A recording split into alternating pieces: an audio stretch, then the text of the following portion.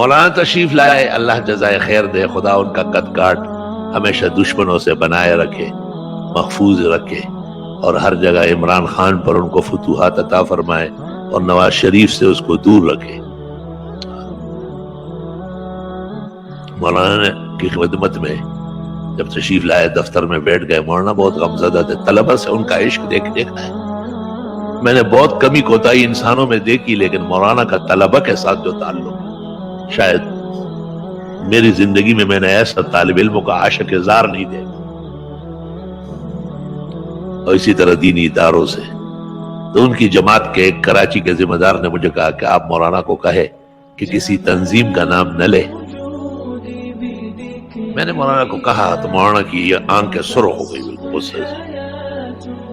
مجھے کہا آپ غمگین ہے اور غمزدہ ہے، آپ جو کہیں گے میں کہوں گا، اور آپ کے ہاں میں اس قسم کا کوئی بیان نہیں دوں گا جس سے آپ کے لیے مسئلے پیدا ہو، لیکن یہاں سے نکلنے کے بعد میں کھل کر کہوں گا، اور میری اپنی سیاست اس میں آپ مجھے نہ روکیں، اور میں چھوڑوں گا نہیں ایسے عناصر جنہوں نے ہمارے طلبہ مارے۔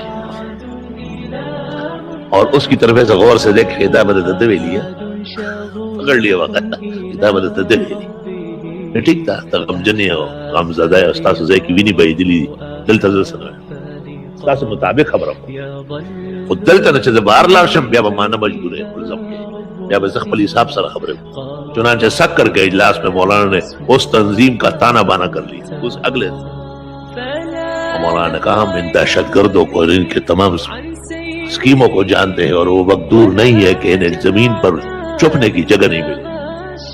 طلبہ کا خون آسان نہیں ہے، اللہ کے ہاں بہت عزیز اور قیمتی ہے۔ کسی بھی مسلمان کلمہ گو کا نہ حق مارنا بدترین جرم ہے۔